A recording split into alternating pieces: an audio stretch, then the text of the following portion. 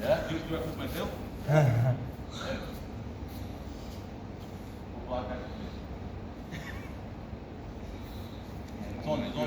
There's only 6 subscribers in the world right now. You ready? Are you ready? Okay. So, welcome from Jerusalem to our fabulous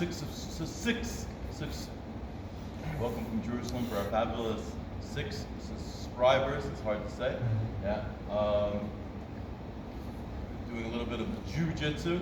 First thing I want to show, actually, we're going to start showing moves because everyone's asked me to show something. So the first thing I want to show is our second line of defense. Our second line of defense. Our first line of defense is always the hand fighting. Is always keeping him in position or off position with the hands. Yeah. He wants to face up and to break my position. He wants to break my position, and I want to always break his position. See here, I have a nice clear shot, I have a nice clear angle, whatever it is. Yeah? See? Here, it's very difficult for him to do something. When he has it in me, yeah, it's very easy for him to do something. So the big person has to always be cognizant of is where it's his head. Yeah? Also down on the mat, that's how we're facing each other. Or let's say even I'm in his guard. If I start putting my head in here, it's very difficult for him to do things. Come up a little bit more. Yeah, let's go knee to knee. Let's go to knee to knee. If I'm in here, I'm winning this fight. If he's in here, he's winning that fight. Yeah, so all I have to do is think about getting my head on the inside of his head and his shoulder. If I'm doing that, I have this fight much better. Yeah, I have this position much better. Okay, that's it. That's what I want to show. It's something to always be cognizant of, whether you're standing up, and I have the head position, as opposed to here neutral. Yeah, as his winning the head position, and he's beating me. Yeah, or whether you're down.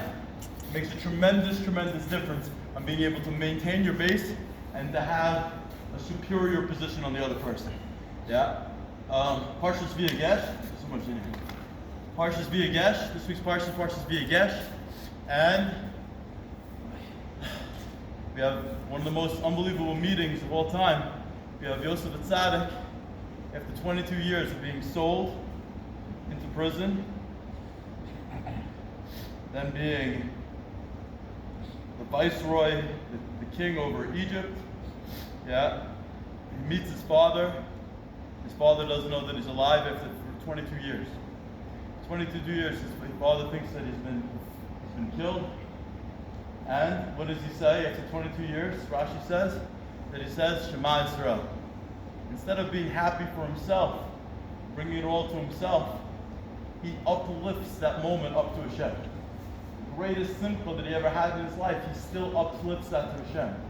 When the brothers come to meet Yosef, we can just do 2 more minutes. When the brothers come to meet Yosef, the brothers are there in front of Yosef, and Yosef had planted the goblet in Binyamin's pack, and now all the brothers were at his mercy, brothers who had sold him into slavery, brothers who had thrown him into a pit.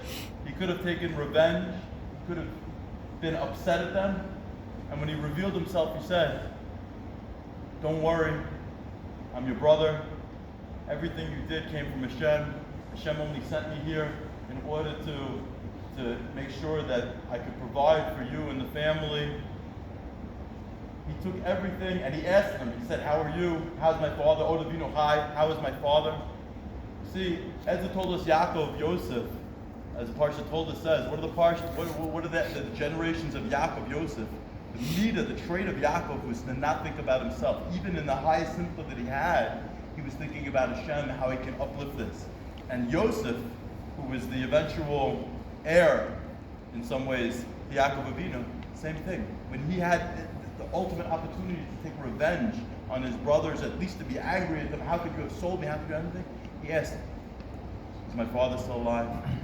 He comforted them, he said, don't worry, everything came from Hashem, I don't blame you, everything's from Hashem. And that's the meter, that's the trait of somebody who's great.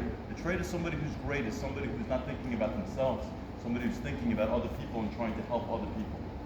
And it's also the means to get out of depression. Yosef could have been depressed all these years. He could have been upset. He could have been angry. He could have been destroying himself, thinking about the anger that he has and the cost that he has, and how after all these years he's going to get back at his brothers. Everything could have destroyed himself. Meanwhile, the only thing he was thinking about was, everything's okay. You're okay. I'm going to comfort you because my father's still alive.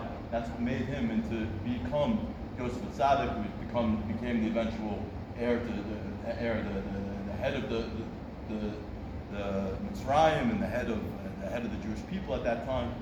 And that's what makes a person really great. The person thinks about somebody else. Thank you and have a wonderful Shabbos. Right.